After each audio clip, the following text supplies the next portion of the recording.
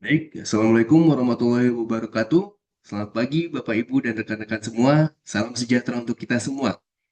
Nah, perkenalkan saya Omar selaku host dalam acara ini dan sudah bersama kami rekan saya dengan Mbak Intan sebagai co-host. Nah, senang sekali Bapak Ibu kita dapat berkumpul kembali dalam acara LNG Academy Webinar kali ini. Semoga Bapak dan Ibu semua dalam keadaan sehat dan penuh semangat. Nah, di hari ini juga kita memasuki seri ke-6 dari rangkaian webinar edukatif dari LNG Academy. Kalau sebelumnya kita membahas topik-topik seperti asuransi freight forwarder, kemudian ada konstruksi, ada renewable energy, dan lain sebagainya, kali ini kita akan membahas topik yang sangat penting dan dekat dengan dunia proyek saat ini, khususnya bagi perusahaan kontraktor, rental alat, atau pemilik alat berat. Nah, yaitu wajibnya perlindungan asuransi alat berat bagi kontraktor dan pemilik alat. Nah, Bapak Ibu, kalau kita berbicara mengenai alat berat nih, perannya pastinya sangat vital untuk mendukung kelancaran proyek konstruksi, pertambangan hingga infrastruktur nasional kita. Nah, tapi di balik dari peran penting tersebut, pastinya risiko kerusakan, kecelakaan, sampai kehilangan alat berat di lapangan itu sering jadi tantangan besar bagi kita para pelaku usaha. Nah, nilai investasi alat berat itu juga sangat tinggi, sehingga membuat perlindungan melalui asuransi yang tepat itu pastinya jadi kebutuhan yang wajib dan bukan sekedar pilihan lagi. Nah, secara sebagaimana yang Bapak Ibu ketahui, asuransi alat berat itu tidak hanya melindungi aset dan risiko fisik, tapi juga bisa kerusakan atau kehilangan. Nah, melalui webinar ini kita akan mempelajari bagaimana strategi perlindungan asuransi yang efektif bagi kontraktor maupun pemilik alat berat, serta apa saja sih yang perlu diperhatikan agar klaim dapat berjalan lancar saat risiko terjadi.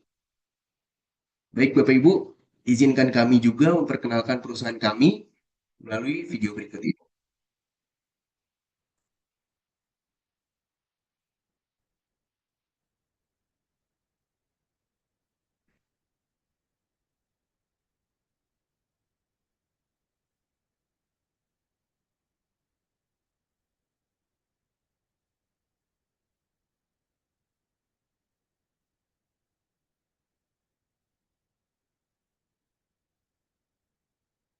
Bapak Ibu, izinkan kami memperkenalkan diri. Kami PT Liberty and General Insurance Broker, berpengalaman memberikan solusi asuransi yang tepat, komprehensif, dan disesuaikan untuk berbagai sektor, termasuk logistik, konstruksi, liability, serta proyek energi terbarukan. Sejak didirikan pada tahun 2006, kami telah beroperasi selama 19 tahun, menghadirkan layanan asuransi yang terpercaya. Kami terdaftar dan diawasi oleh Otoritas Jasa Keuangan, sehingga setiap layanan yang kami berikan berada dalam regulasi yang jelas dan aman. Didukung oleh Ligasis, salah satu sistem broker asuransi terkemuka, kami mampu memberikan layanan yang efisien dan profesional. Keahlian kami juga diakui secara profesional sebagai anggota Asosiasi Pialang Asuransi dan Reasuransi Indonesia, serta anggota Asosiasi Perusahaan Pialang Asuransi dan Reasuransi Indonesia, yang semakin memperkuat kredibilitas dan jaringan profesional kami. Tidak hanya itu, kami juga bekerja sama dengan broker reasuransi internasional di berbagai belahan dunia, mulai dari Singapura, Malaysia, India, Timur Tengah, hingga Eropa untuk memastikan Anda mendapatkan solusi asuransi yang komprehensif dan tepat. Itu tadi video perkenalan kami. Nah, selanjutnya untuk membahas topik kita hari ini, kita sudah bersama tokoh senior di industri asuransi Indonesia, yaitu dengan Bapak Taufik Arifin. Nah, bagi Bapak Ibu yang mungkin sudah tidak asing dengan beliau, beliau adalah pendiri sekaligus CEO dari LNG Insurance Broker dengan pengalaman lebih dari 40 tahun di industri asuransi. Nah, termasuk juga dalam menangani risiko besar seperti asuransi alat berat dan berbagai sektor lainnya. Nah, mari kita saksikan juga video profil beliau berikut ini.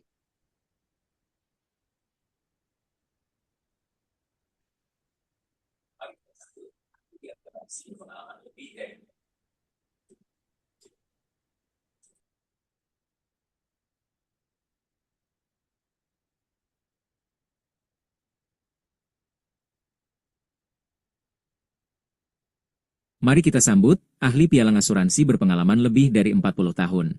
Beliau adalah Bapak Muhammad Taufik Arifin, pendiri dan Direktur Utama PT Liberty and General Insurance Broker. Dengan pengalaman lebih dari 40 tahun, beliau telah meniti karir di berbagai perusahaan broker ternama serta turut aktif dalam pengembangan kompetensi profesi melalui APARI dan LSPPI. Beliau juga merupakan pemegang sertifikasi internasional dari ANZIIF Australia, dan telah berperan penting dalam mencetak tenaga pialang asuransi profesional di Indonesia. Dengan latar belakang pendidikan manajemen, dan komitmen tinggi terhadap integritas serta kualitas layanan, beliau hadir untuk membagikan wawasan dan pengalaman yang sangat berharga bagi kita semua. Selanjutnya, mari kita persilakan Pak Taufik untuk memulai webinar hari ini.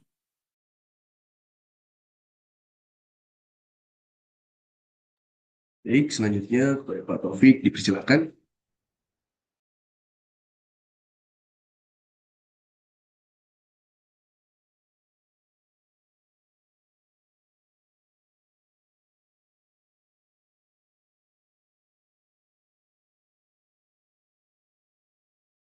Diserahkan oleh LNG Academy. Ini ada seri ke-6 untuk tahun ini dan ini terakhir karena mulai tahun depan LNG Academy akan libur mulai Desember sampai awal tahun depan.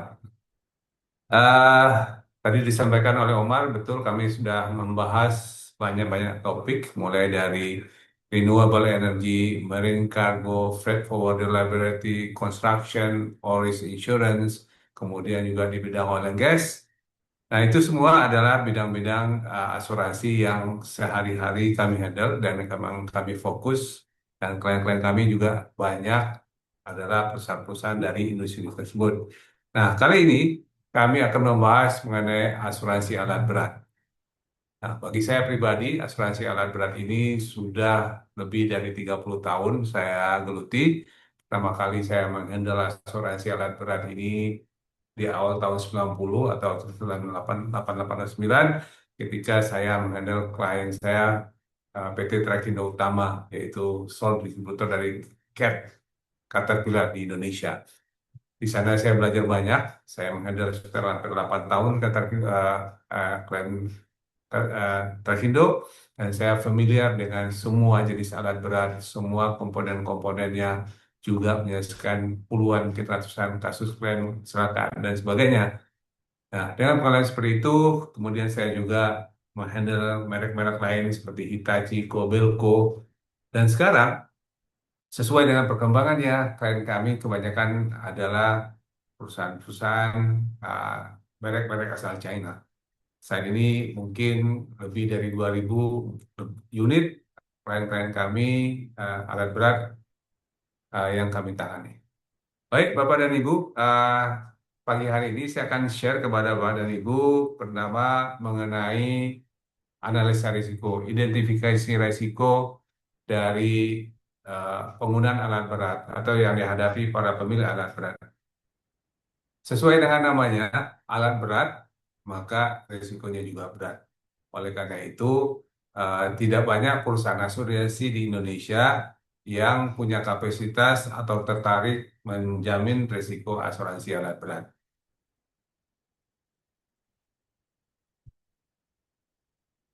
Kita mulai lihat slide-nya.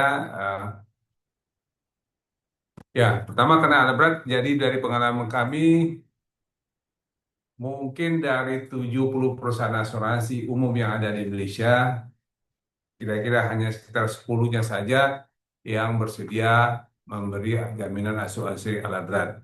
Pertama, mereka-mereka itu adalah mereka perusahaan-perusahaan yang berlatar belakang di industri alat berat, atau mereka memang sudah berpengalaman puluhan tahun mengasuransikan alat berat sehingga mereka punya portfolio yang banyak, atau perusahaan-perusahaan yang bekerja sama dengan perusahaan pembiayaan, leasing, bank, dan sebagainya, sehingga mereka mau tidak mau harus memberikan jaminan asuransi alat berat.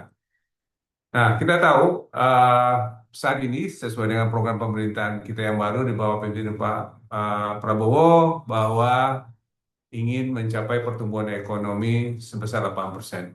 Pada awalnya banyak orang yang tidak percaya, banyak orang yang ini beliau hanya bluffing, tapi makin ke sini setelah 1 tahun kita melihat bahwa sepertinya itu sangat mungkin.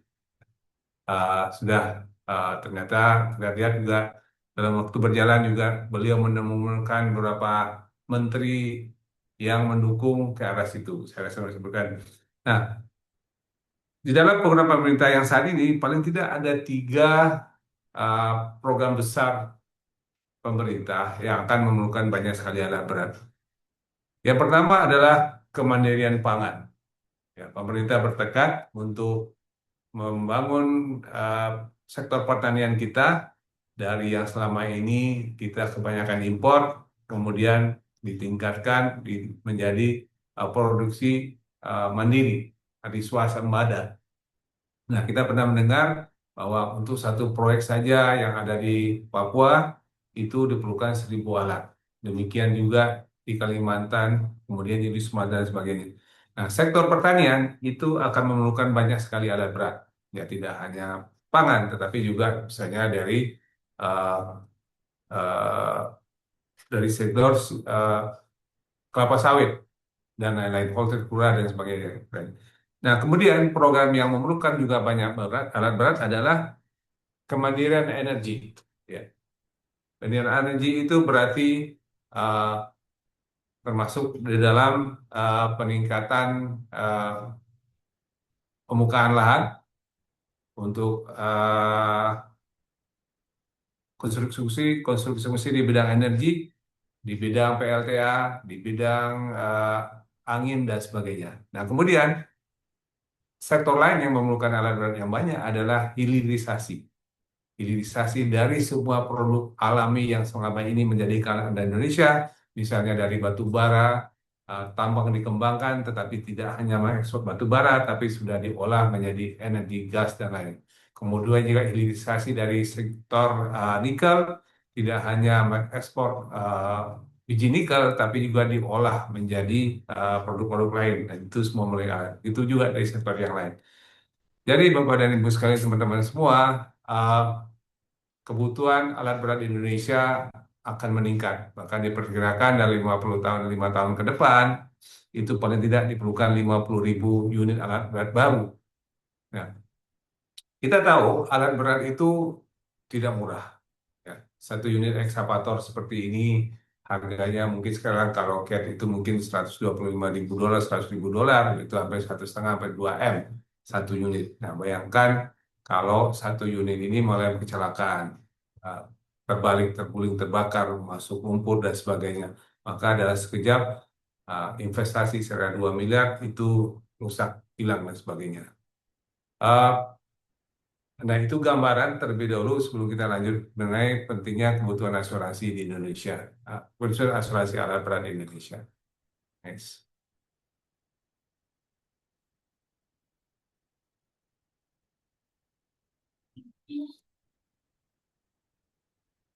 Oke, Bapak dan Ibu, teman-teman semua, mari kita kenali eh, mengapa alat berat itu disebut berisiko tinggi.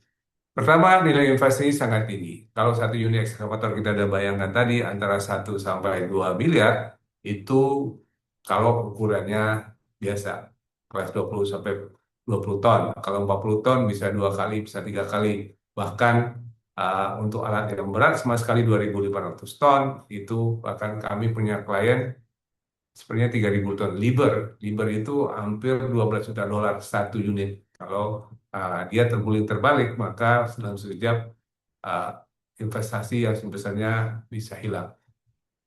Kemudian medan kerja alat berat yang ekstrim. Dan memang sesuai dengan namanya, alat berat pasti bekerjanya di tempat yang berat.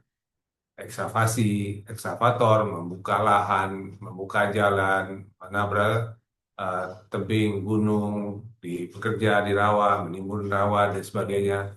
Kemudian kalau misalnya di tambang, mereka berjalan di jalan tambang yang sempit, yang ekstrim, tajam. Kalau mereka gagal, mereka mundur bisa terbalik. Dan demikian juga misalnya kalau bekerja di uh, di bidang oil and gas, dekat dengan pengoboran, kalau sumurnya meledak, mereka ikut meledak. Nah, itulah kenapa alat berat disebut berisiko tinggi. Kemudian potensi kecelakaannya juga tinggi. Ya. Biasanya alat berat biasanya tidak bekerja sendirian. Mereka bekerja dengan pasangan-pasangannya.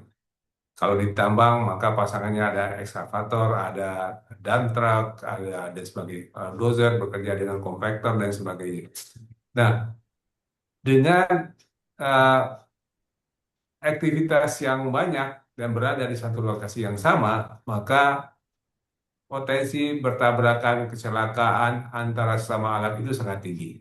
Ya, misalnya truk menabrak ekskavator yang sedang parkir atau ekskavator sedang loading menabrak paket sehingga pecah dan sebagainya. Kemudian resiko yang perlu dipertimbangkan juga adalah alat berat itu sering berpindah lokasi karena alat berat bekerja berdasarkan project base. Ada kontrak pekerjaan, mereka selama kontrak mereka akan bekerja di situ. Tapi kalau kontraknya selesai, pindah ke lokasi lain. Lokasinya bisa dekat, bisa jauh, bahkan dari eh, antar pulau dan sebagainya. Nah, kemudian alat berat itu perawatannya juga mahal dan kompleks. Nah, ini penting bagi keselamatan alat berat. Banyak kontraktor klien-klien kami yang masih mengoperasikan alat mereka walaupun kondisinya sudah tidak terawat. Nah, kalau kondisi unit tidak terawat, sudah tidak prima, maka potensi untuk terjadi kecelakaannya bisa sangat tinggi. Nah, yang terakhir adalah human error. Ini yang paling sering terjadi pada alat berat. Human error, kesalahan dan kelalaian dari para operator terutama, operatornya kurang fit, ngantuk, atau mungkin ceroboh, atau kurang terlatih, dan sebagainya. Atau bahkan beberapa case juga saya diceritakan oleh salah teman saya, bahkan ada operator yang dicurigai mungkin mabuk. Ya, bayangkan kelalaian seperti itu bisa uh, merusakkan, menghancurkan alat berat yang nilainya sangat besar. Nah, Bapak dan Ibu, itu kira-kira risiko-risiko yang dihadapi oleh alat berat. Nah, mari kita lanjut sekarang meninjau tahapan risiko utama yang dihadapi oleh alat berat. Pertama adalah penyimpanan sebelum digunakan. Jadi ketika alat diproduksi di eh, pabrik atau di workshop atau sampai dia dikirim, itu sudah ada risikonya. Pertama, ketika dia diproduksi, maka risikonya adalah kegagalan dan kesulitan pada saat produksi. Nah, kalau sudah selesai keluar dari pabrik, maka biasanya disimpan dulu di satu penyimpanan. Nah, ketika berada di penyimpanan, itu banyak risiko yang bisa terjadi. Bisa terbakar, bisa tiba-tiba karena banjir, rusak karena air, atau pencurian, mana dan dia nyerah ke orang lain. Nah, ini tidak hanya untuk barang baru, tapi juga termasuk unit-unit yang lain ketika tidak digunakan. Mereka disimpan di yard atau disimpan di lokasi penyimpanan. Nah, ketika berada di lokasi penyimpanan,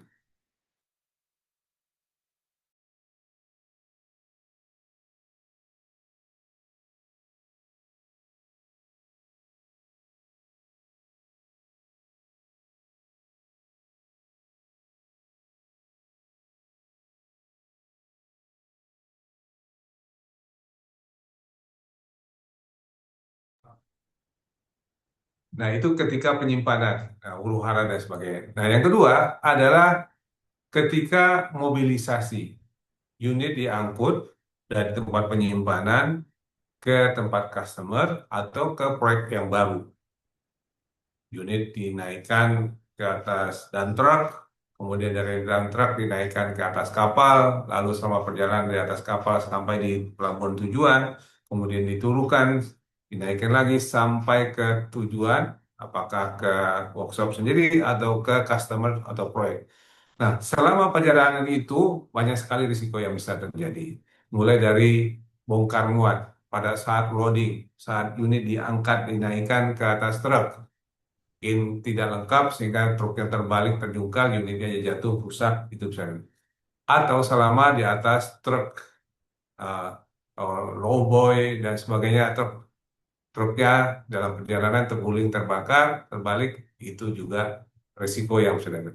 Kemudian juga ketika di angkat naik ke atas kapal, naik ke atas LCT atau barge dan sebagainya, itu ada risiko lagi, risiko jatuh. Nah, kemudian kita tahu selama perjalanan laut banyak risiko-risiko yang bisa terjadi yang disebut dalam istilahnya yaitu peril of the sea.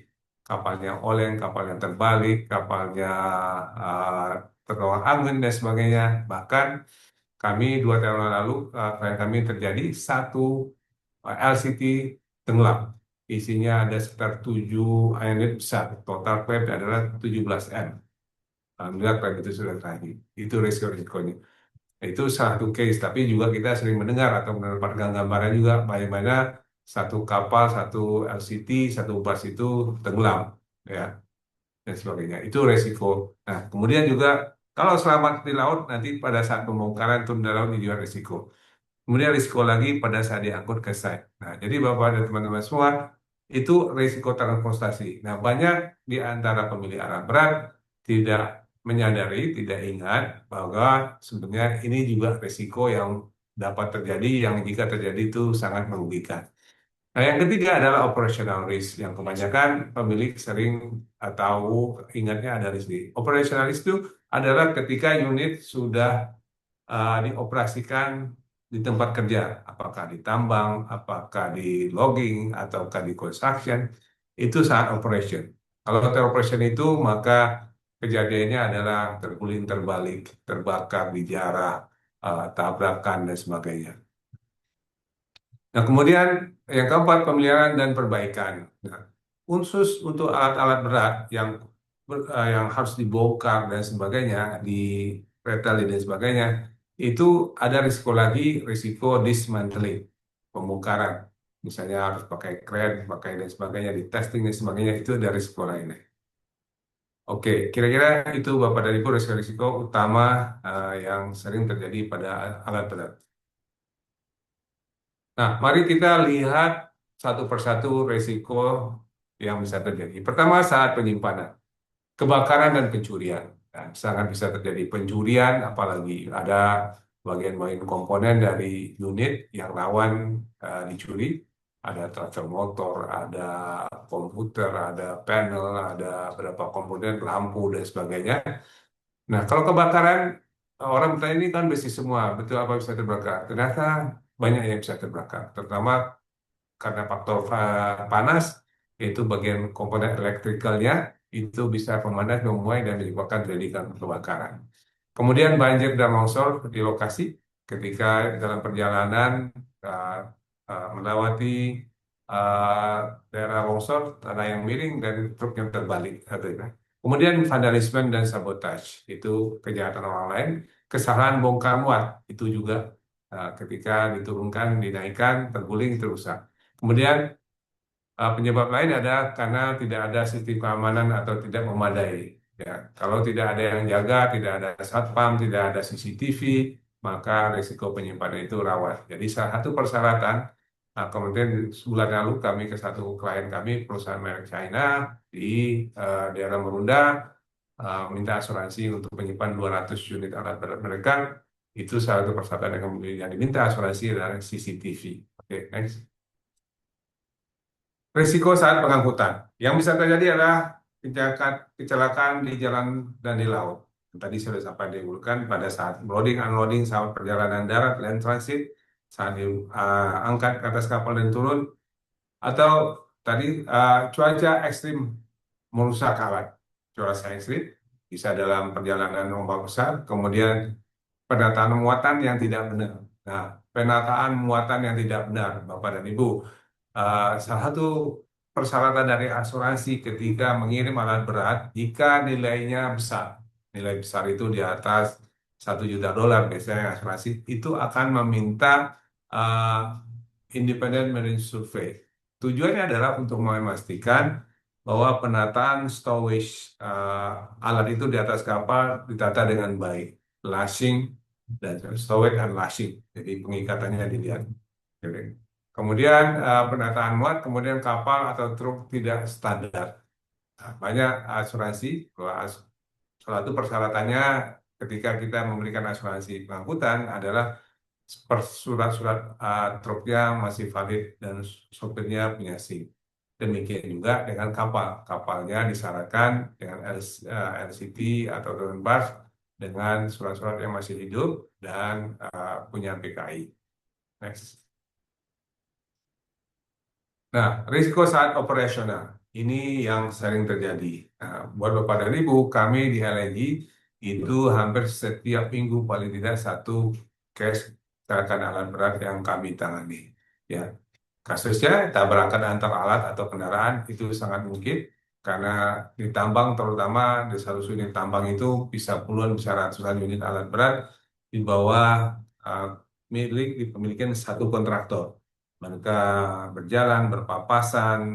Uh, Kalau musim hujan, yang sering terjadi adalah uh, truknya tergelincir dan mengenai truk yang lain.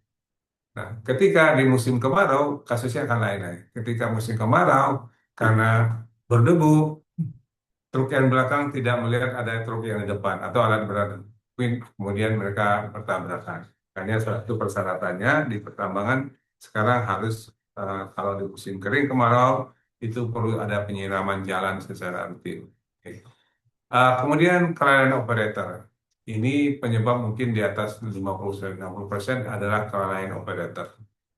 Kelalaian operator ini bisa karena kurang pengalaman, karena kurang sehat, kurang fit, atau karena moral hazard. Moral hazard seperti yang saya contohkan tadi, mungkin uh, begadang, mungkin ya contoh yang ekstrim, bisa juga narkoba dan sebagainya. Sehingga mereka tidak konsentrasi, tidak full konsentrasi, sehingga mereka menyebabkan unit tidak seimbang, berjalan terlalu pinggir, atau bertabrakan dengan unit lain.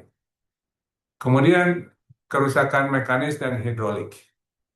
Nah, Bapak dan Ibu, bisa jadi karena kurangnya pemeliharaan, kurangnya pemeriksaan, unit sudah dalam kondisi kurang sehat, secara mekanis sudah nggak kuat. Misalnya saja seharusnya sudah diperbaiki proses pakai rutin, tapi belum dilakukan. Nah, ketika mereka unit menanjak, dia nggak kuat nanjak dan mundur dan terbalik. Nah, itu menyebabkan kecelakaan. Atau hidroliknya, karena fungsi hidroliknya sudah tidak maksimal sehingga dia tidak lagi seimbang, tidak lagi mengangkat sehingga jadi kerusakan. Nah, akibat risiko lain adalah cedera pekerja atau pihak ketiga. Cedera pekerja adalah terutama oleh operator. Operator yang mengoperasikan unit, kalau unitnya terguling terbalik dan ikut jatuh, maka mereka juga akan cedera, bahkan akan meninggal dunia. Nah, sedangkan pihak ketiga adalah pihak ketiga selain dari operator, selain orang perusahaan. Misalnya, eh, masyarakat sekitar atau penduduk atau kontraktor atau operator tapi dari perusahaan lain atau unit alat lain. Ketika unit kita menabrak orang lain, maka mereka menuntut, mereka disebutnya pihak ketiga. Ketika unit kita menabrak unit orang lain, maka orang lain itu adalah pikiran mereka menuntut ketiga. Oke, itu risiko operasional. Nah, sekarang risiko financial dan risiko hukum. Risiko financial yaitu biaya perbaikan tinggi. Alat berat, nilainya berat, nilainya tinggi, maka rata-rata perbaikan itu kalau sekarang ini 100 juta itu biasa. Kalau ada kecelakaan, 1, 2, 3 komponen itu dari 100 juta. Bisa 150 juta. Kami sekarang jarang sekali nilai klaim itu di bawah 100 juta. Katakanlah kalau klaim kita proses minus 100 juta, 150, 250, bahkan yang terbesar yang saat ini sedang kami proses itu 6,8 miliar rupiah. Yang kami sudah bayar awal tahun ini sekitar 2,5 miliar dolar, 2,9 rupiah yang lain-lainnya. Nilainya besar. Kemudian apa akibatnya? Downtime, menghambat proyek. Karena alatnya rusak, tidak bisa dioperasikan, otomatis mereka kehilangan pendapatan jam-jamannya. Semakin lama, semakin hari, makin banyak kehilangan pendapatan. Nah, kemudian klaim pihak ketiga. Kalau kecelakaan itu menyebabkan pihak ketiga ini di luar pemilik, di luar operator, itu terkena dan merugikan, maka mereka menuntut. Sama seperti yang saya sampaikan tadi, third party liability. Maka tuntutan mereka itu juga kalau tidak ada asuransi, maka tuntutan mereka harus dipenuhi dan harus dibayar. Kemudian potensi tuntutan hukum. Tuntutan hukum ini khususnya akibat kesalahan dan kelalaian, itu ada risiko financial. Hilangnya reputasi perusahaan. Kalau terjadi kecelakaan dan kecelakaan itu tidak ditangani dengan baik, tidak diganti, maka bisa menghilangkan reputasi perusahaan. Misalnya untuk kontrak berikutnya tidak lagi diperpanjang, kemudian juga nama rusak sehingga industri yang lain juga tidak tertarik untuk melanjutkan pekerjaan berikutnya. Nah, Bapak dan Ibu sekalian, teman-teman semua, itu tadi kita bicara analisa risikonya, bahwa bisa terlihat bahwa sesuai dengan namanya, memang alat berat ini risikonya berat, banyak sekali yang bisa terjadi. Ketika disimpan, penyimpanan pun banyak risikonya, dalam pemindahan transportasi juga risikonya, dan juga ketika dioperasikan juga banyak risikonya. Oleh karena itu, kami sebagai broker ekonomi selalu mengingatkan sebaiknya setiap alat berat itu diasuransikan. Nah, apa saja jenis asuransi yang direkomendasikan untuk alat berat? Pertama, property all risk, khususnya ketika unit masih berada di workshop, di penyimpanan, yaitu ini bisa terbakar, bisa huru-hara, niagaan orang lain, dan sebagainya. Kemudian, eh, oke, property all risk, banjir, fleksa, kemudian cocok untuk gudang dan yak, nilai pertanggungnya sesuai dengan caranya adalah asuransinya adalah dengan mengasuransikan semua unit yang ada di dalam gudang dengan harganya. Kalau dia harga baru, kalau harga $100.000, kalau dia ada 10 berarti $1 juta dan sebagainya. Next. Solusi asuransi saat pengangkutan. Maka asuransi yang tepat adalah marine cargo insurance. Baik dari darat maupun laut disebut tetap marine cargo insurance. Kalau di darat disebut dengan marine cargo insurance land transit. Nah, jaminannya adalah perlindungan door to door dari sejak dimuat di tempat awal, apakah di workshop ataukah di proyek, sampai di tujuan akhirnya di proyek yang lain atau di workshop yang lain. Sudah termasuk proses angkutan darat, kemudian bongkar pasang, bongkar naik, naik ke atas truk, naik lagi pindahkan ke atas kapal, dan setelah dalam perjalanan dan turun itu udah satu paket. Jadi konsep door to door atau dalam bahasa asuransi from warehouse to warehouse. Termasuk loading unloading gunakan kapal standar dan internasional. Nah, oleh karena itu agar asuransi bisa memberikan jaminan, maka dipersyaratkan harus menggunakan kapal yang memenuhi standar harus internasional. Tapi ada kapal kalau di Indonesia itu standarnya adalah menggunakan BKI sertifikat, Badan Klasifikasi Indonesia Kapal Indonesia. Ya. Cover A itu ORIS jika memungkinkan, tapi kalau jenis kapalnya bukan kapal kargo, kalau misalnya tongkang atau city, biasanya jaminan asuransinya tidak all risk, tapi cukup memadai untuk risiko-risiko yang terjadi akibat pengiriman. Itu risiko asuransi kondisi ACC B atau C. Nah, kalau untuk operasional, yang paling tepat adalah Contractors Plan and Equipment atau CPM Insurance, yaitu dia jaminannya all risk. All risk itu terguling, terbalik, terbakar, terkena batu, bertabrakan, itu di cover. Jadi bayangkan kalau semua dengan CPM all risk, itu bayangkan setiap kecelakaan yang bisa terjadi itu di cover. Karena yang kecuali itu kalau risiko perang, kesengajaan, dan sebagainya. Yang lain-lain dari itu, begitu unit ada kerusakan itu bisa diklaim ke asuransi all risk. Ya. Lindungi kerusakan alat dari proyek, termasuk kelalaian operator. Nah, tadi ya, sepanjang operatornya sudah disiapkan, sudah punya SIMPER, sudah surat izin, dan mereka sudah dilakukan, maka kalaupun tetap terjadi kecelakaan akibat kelalaian operator, maka sebenarnya asuransi tetap mengganti kerusakan itu. Nah, ada beberapa jenis polis asuransi bisa ditambahkan dengan third party liability, tanggung jawab terhadap pihak ketiga. Ya, walaupun di dalam beberapa standar polis tidak, tetapi beberapa bisa memperluas dengan tanggung jawab pihak ketiga. Nah, asuransi ini kami sarankan wajib bagi para kontraktor atau rental alat berat.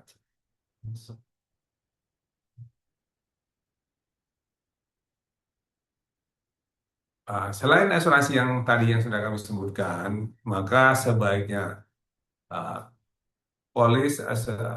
perusahaan kontraktor atau pemilik tambang itu menambah asuransi third party liability. Third party liability tanggung jawab hukum terhadap pihak ketiga. Walaupun tadi polis asuransi construction plan atau si PM itu bisa diperluas dengan third party liability, tapi biasanya limitnya terbatas. Hanya 50 juta atau mungkin paling tinggi 100 juta. Sementara potensi kita untuk dituntut oleh pihak lain itu bisa lebih besar dari itu. Bisa 1 M, bisa 10 M, dan sebagainya. Nah, sebaiknya kontraktor membeli asuransi third party liability dengan limit yang memadai. Tergantung posisinya rata-rata kalau tambang itu minimal 1 juta US dollar. Limit of liability.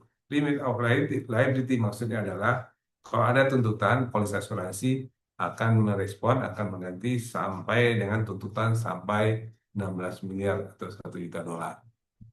Nah, yang tidak kalah pentingnya adalah personal accident. Personal accident ini adalah kecelakaan uh, kerja atau kerja apapun. Ya, 24 jam anywhere in the world itu ya bagi operator, bagi supervisor, mandor dan sebagainya atau semua pekerjaan di proyek itu uh, sebaiknya membeli asuransi tambahan personal accident.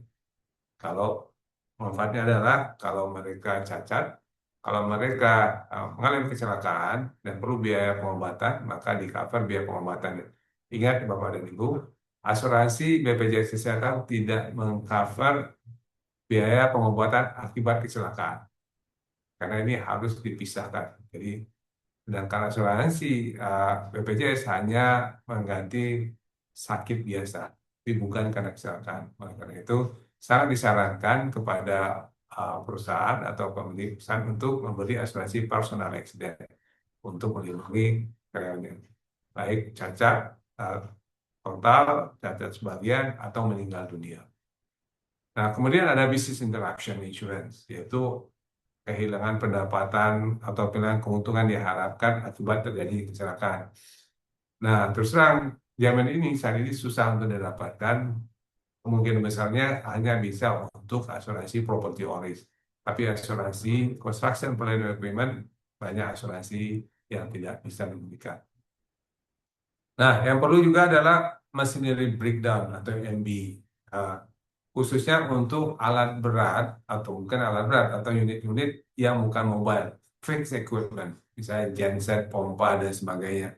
Misalnya kalau genset, kalau terjadi breakdown sehingga pendapatan perusahaan hilang akibat uh, mesin rusak, maka pendapatan itu bisa diganti.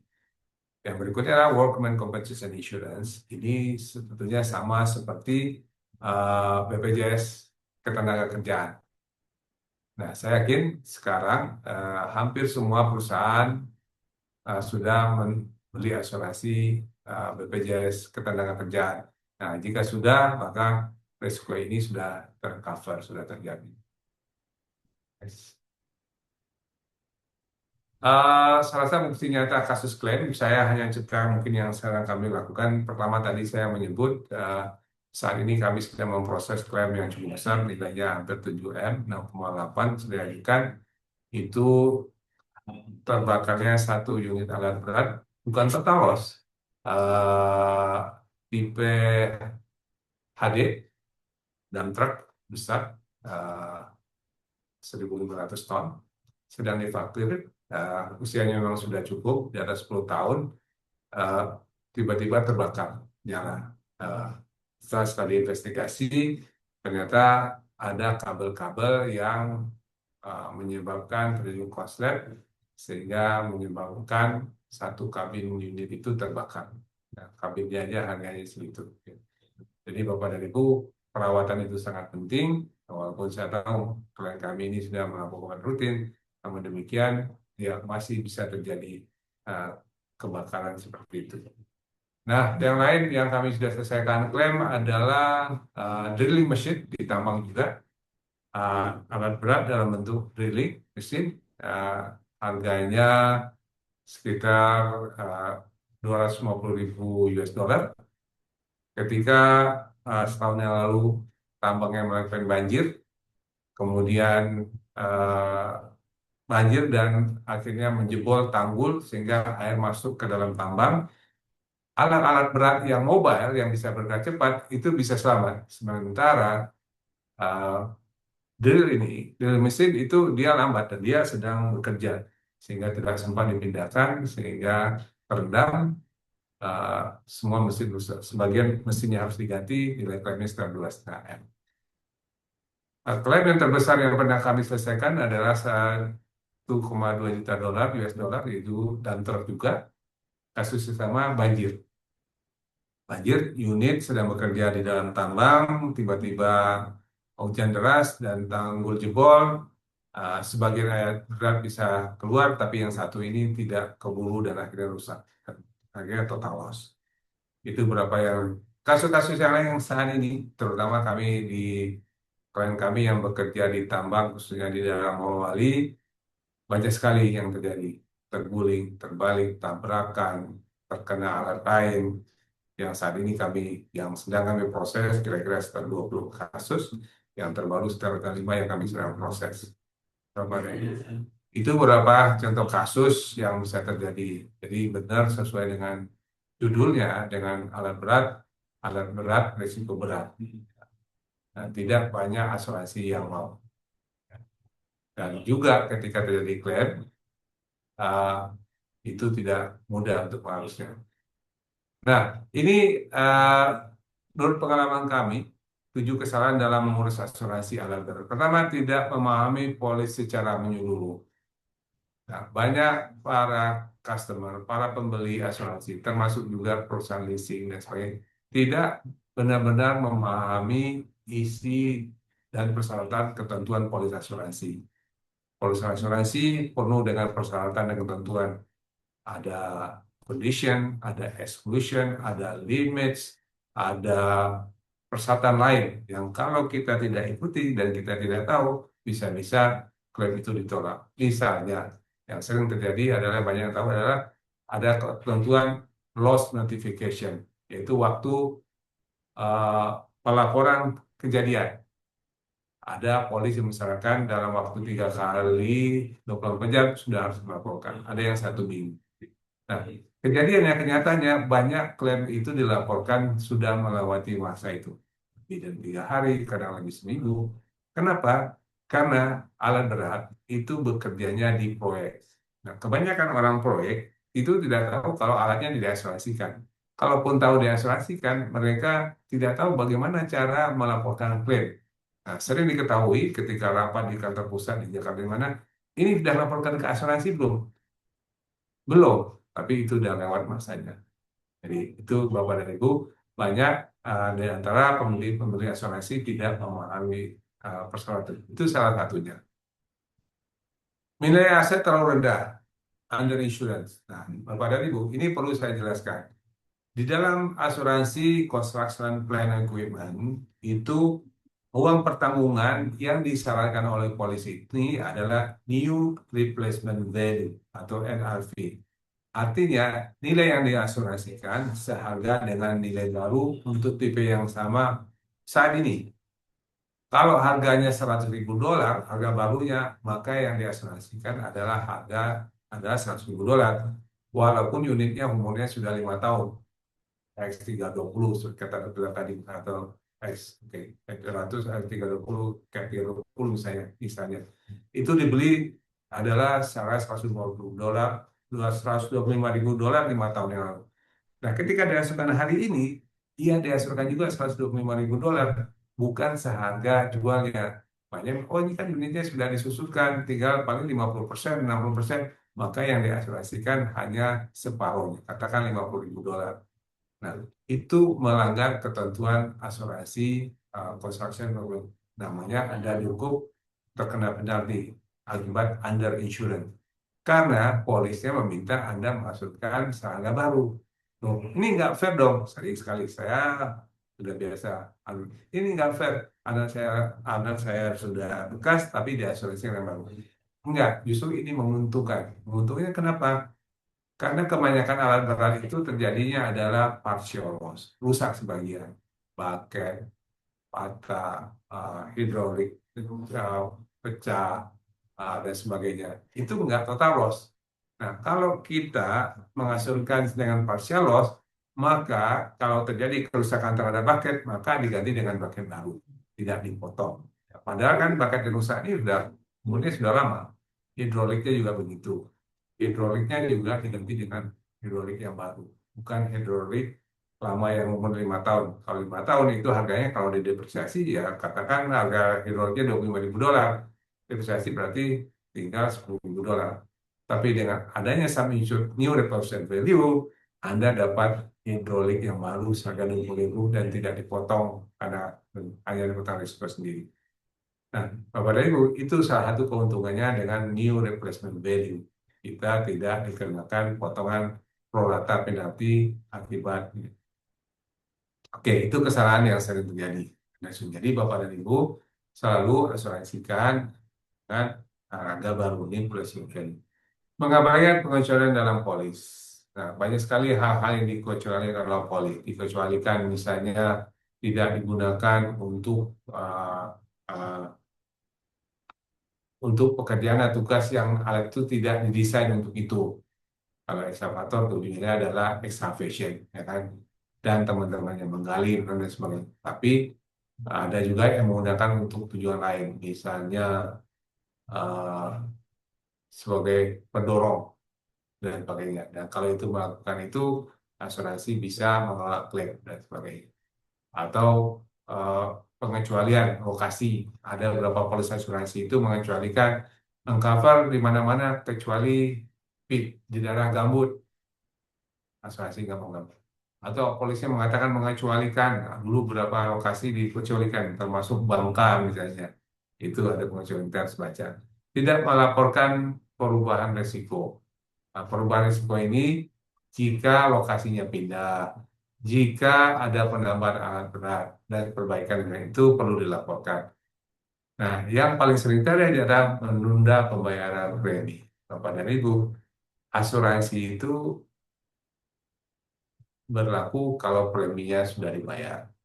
Jadi asuransi menerbitkan jaminan, mereka polis itu sebagai imbalannya asuransi menerima bayaran premi.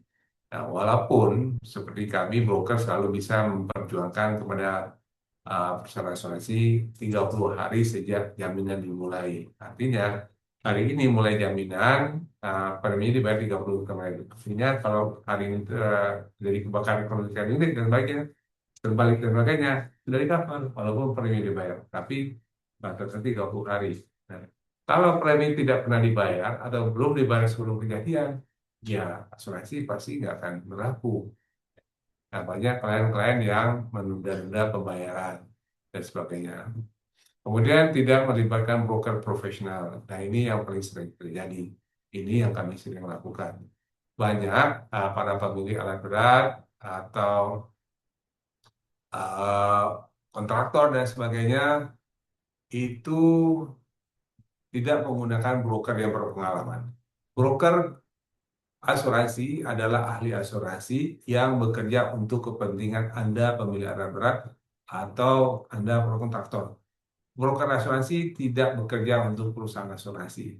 Jadi asuransi sesuai dengan POJK Peraturan Otoritas Jasa Keuangan, tugasnya adalah membantu nasabah, membantu dalam merancang program asuransi, kemudian membantu mencarikan perusahaan asuransi, dan kemudian membantu juga ketika terjadi klaim. Berbeda dengan agen dan sebagainya. Agen adalah perpanjangan dari perusahaan asuransi. Mereka mewakili perusahaan asuransi menjualkan polis asuransi. Tapi broker tidak berkewajiban untuk memberikan manfaat yang maksimal dan juga tidak berkewajiban untuk membantu kalau ada klaim. Justru kalau ada klaim, mereka sering tidak bisa terlihat karena sudah dihadang oleh bagian klaim. Oke. Nah, satu yang pertama ya kami LNG, ya seperti yang saya sampaikan, saya pribadi tahun ini sudah 36 tahun lebih, saya bergerak di bidang asuransi lain berat, dan kami punya tim dan sudah menyelesaikan segitu banyak klaim tadi saya sudah sampaikan.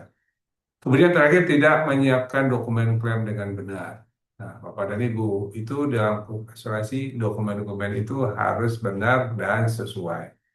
Nah, oleh karena itu, tugasnya broker adalah membimbing klien-kliennya untuk menyiapkan dokumen-dokumen yang diperlukan oleh asuransi dengan benar. Sehingga pertama, dengan mudah dipahami oleh pihak asuransi, kemudian atau advisor adjuster, kedua, menghilangkan dispute atau keraguan-keraguan dari pihak asuransi dan atau menyebabkan verifikasi yang panjang dan sebagainya. Dengan bimbingan broker itu dokumen-dokumennya diarahkan supaya lengkap dan mudah, ya bukan untuk kamuflase dan sebagainya, tapi dibimbing untuk menyampaikan informasi yang lengkap yang benar sehingga proses asuransi klaimnya di asuransi lebih mudah.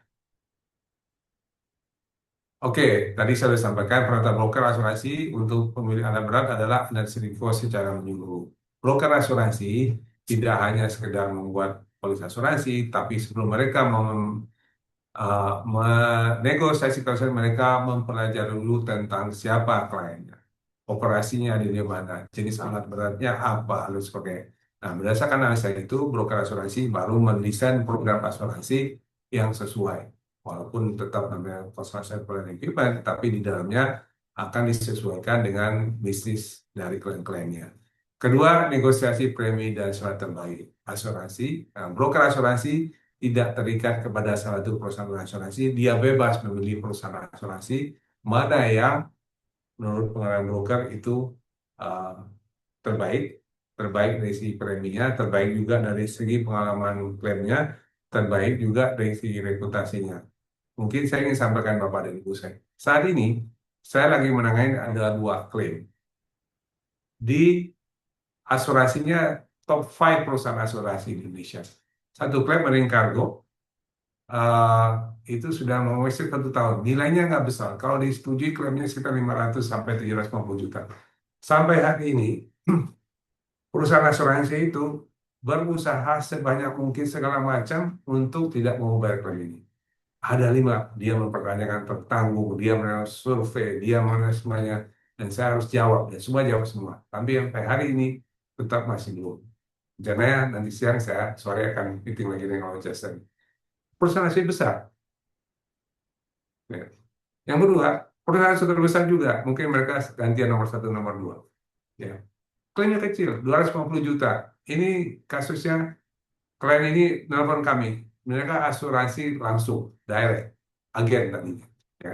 Ternyata agennya sudah nggak mau proses, kemudian dan mereka uh, telepon kami, minta tolong. Nah, setelah pelajari, sebenarnya bisa diklaim. Karena dan sebagainya. Tapi udah berapa lama? Ya, dari situ tolak dan saya langsung bicara adjusternya, aja saya bilang ya sepertinya bisa kita klaim. Nah, Bapak dan Ibu, demikian apa namanya peran vital broker asuransi. Broker asuransi ahli asuransi. Kita tahu, broker tahu paham isi polis asuransi. Kita tahu hal-hal yang terjadi terhadap klien dan sebagainya. Dan kita bisa bicara dengan asuransi untuk kepentingan klien kita. Oke.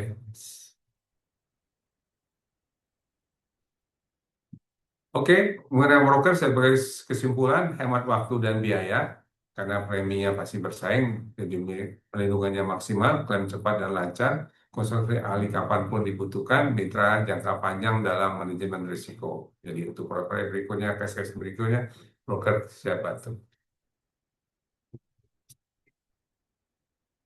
Oke, kesimpulan Bapak dan Ibu sekalian, happy recommend, happy risk. Saya sudah jelaskan tadi, gunakan asuransi yang tepat. Kemudian broker profesional adalah solusi terbaik.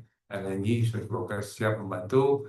Kalau risiko bukan takut terhadapnya.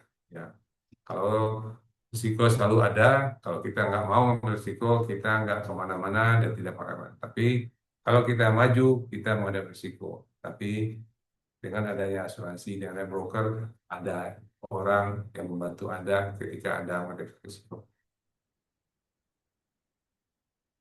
Baik, Bapak dan Ibu, teman-teman semua, itu penjelasan saya mudah-mudahan bisa dipahami. Selanjutnya, jika ada pertanyaan, ada hal yang ingin disampaikan, pengalaman, kami bisa di-share di chat box.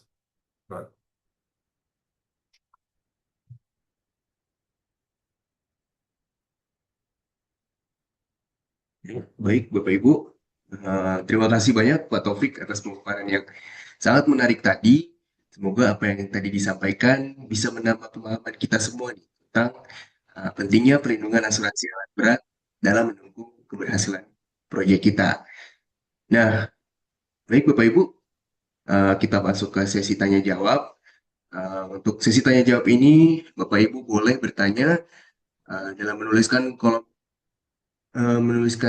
di kolom chat atau boleh pakai fitur raise hand dan nanti uh, kita akan nyalakan mic-nya. Nah, pertanyaan Bapak Ibu semua nanti akan dijawab langsung oleh Pak Taufik. Silakan Bapak Ibu.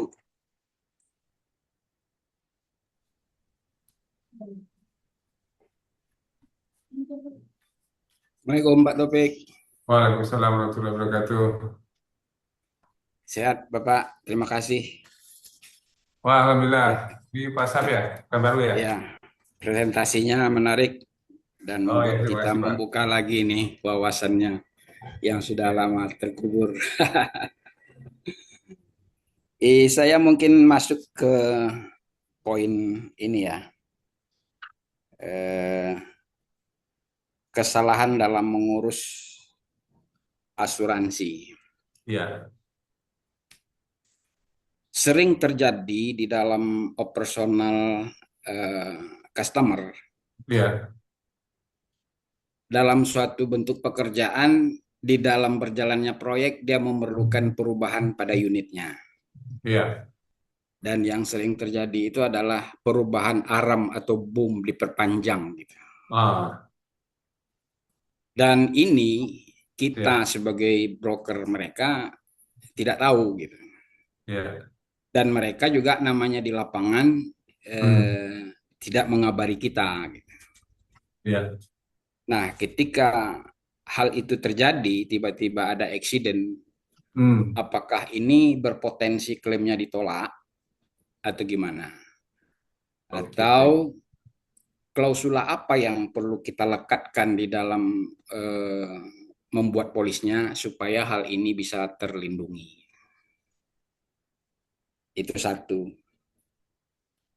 Yang kedua, eh, business interruption. Iya, Business interruption ini aplikasinya kepada si tertanggung atau kepada pihak ketiga, Pak. hmm, Karena dan bagaimana mengimplementasikannya dalam satu bentuk jaminan alat berat supaya ini dapat kita klaim seandainya memang itu bisa diterima diaksep oleh asuransi.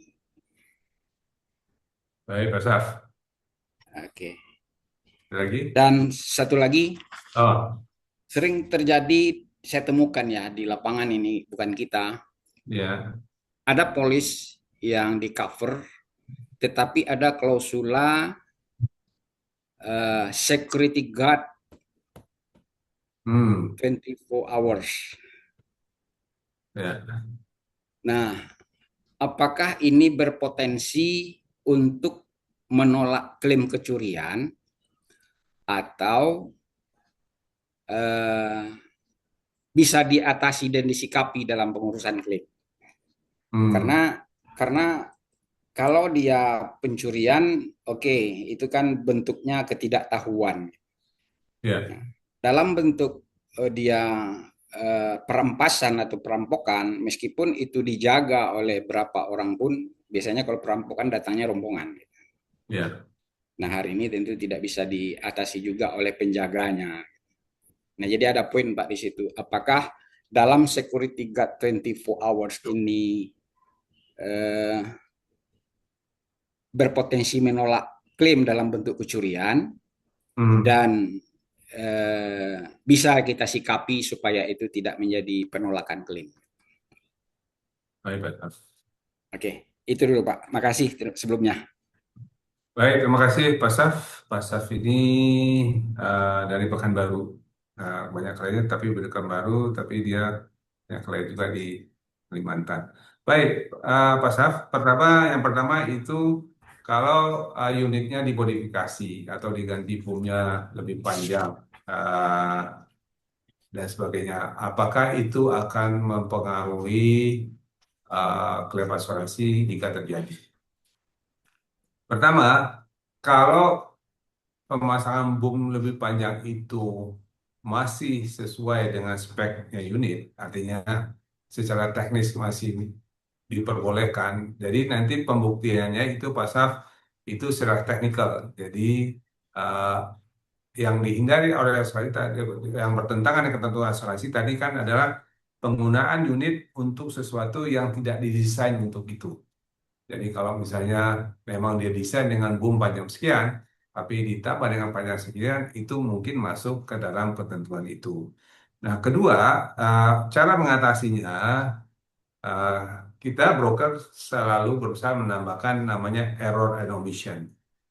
Error and omission ini adalah klausula yang menyatakan bahwa tertanggung tidak bisa dipersalahkan ketika kaibat tidak melaporkan sesuatu perubahan hal-hal yang harus diperubahkan kepada penanggung sepanjang itu di luar pengetahuan dan kesadarannya.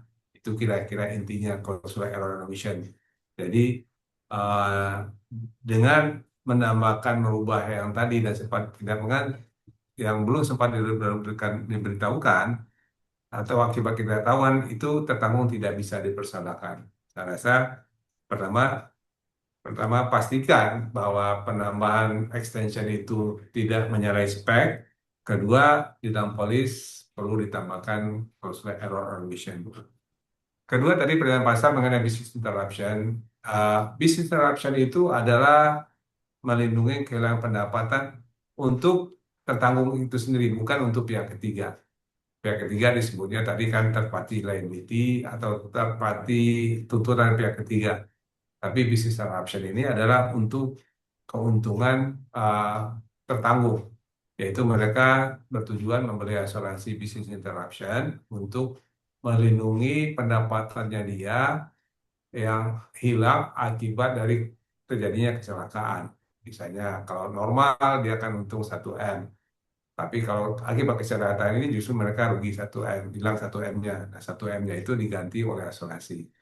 Tapi sayangnya untuk alat berat, saat ini belum ada asuransi yang bersedia untuk memberikan jaminan business interruption. Tapi kalau untuk properti, gedung, dan sebagainya, itu bisa hotel dan sebagainya. Harus safety guard. Nah, kemudian pertanyaan ketiga, ada polis yang mempersyaratkan adanya persyaratan safety guard 24 jam. Artinya unit itu harus dijaga selama 24 jam. Nah, ini tujuannya adalah jangan sampai unit itu ditinggalkan begitu saja. Sehingga tidak ada pengamanan, tidak ada orang yang menjaga. Kalau tidak ada yang menjaga, maka dengan mudahnya para penjara, pencuri bisa datang. Nah, apakah biasanya karena tidak disarankan, apakah security guard 1 orang atau 2 orang atau 3 orang, ya eh, sebetulnya yang perlu kita buktikan bahwa ini ada yang menjaga. Ya. Nah, silakan di lapangan bagaimana mengkondisikan bahwa itu ada yang jaga. Mungkin menjaga ya bukan berarti harus berada di atas unit selama 24 jam atau menjaga dari jarak seberapa dan sebagainya. Nah, sepanjang menurut saya kalau sepanjang kita bisa menjelaskan kepada pihak asuransi bahwa sudah ada usaha-usaha untuk menjaga selama 24 jam, itu menurut saya masih bisa dijelaskan. Ya. Jadi itu penjelasan dari saya. Baik, terima kasih Pak Saf. Kita lihat ada pertanyaan berikutnya. Baik, makasih Pak. Ya Pak Saf. Oke.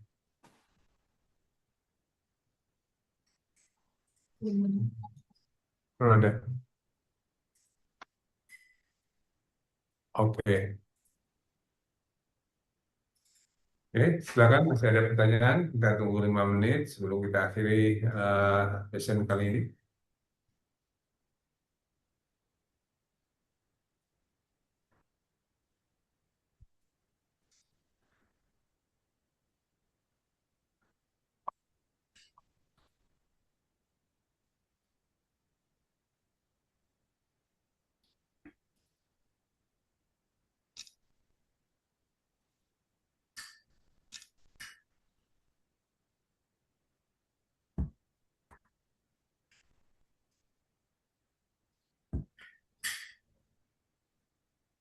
Baik, Bapak Ibu.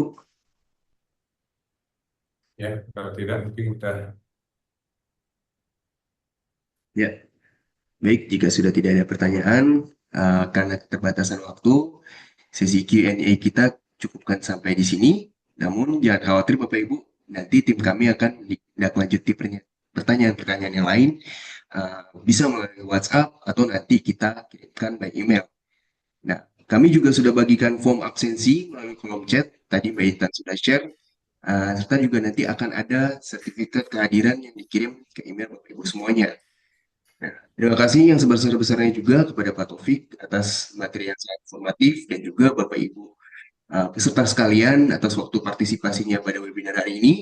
Nah, sebelum kita tutup, uh, mari kita adakan sesi bersama terlebih dahulu. Bapak Ibu boleh dinyalakan kameranya.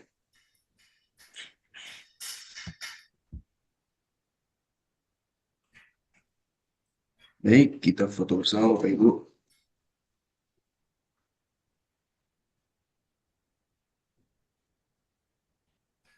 Ya,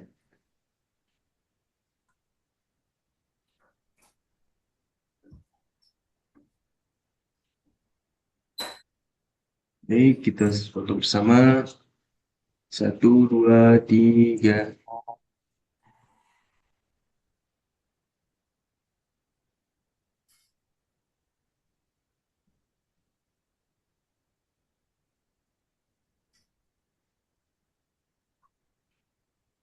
Ya, Bapak Ibu, terima kasih banyak atas partisipasinya. Dan jangan lupa nanti serial LNG Academy Webinar ini akan terus berlanjut. Kita akan berlanjut lagi di tahun depan dengan materi yang tidak kalah menarik dari yang sebelum-sebelumnya. Sekali lagi, terima kasih banyak atas perhatian dan partisipasinya. Kita sampai jumpa kembali di webinar LNG Academy berikutnya. Assalamualaikum warahmatullahi wabarakatuh. Waalaikumsalam warahmatullahi wabarakatuh. Terima kasih buat semuanya. Oh,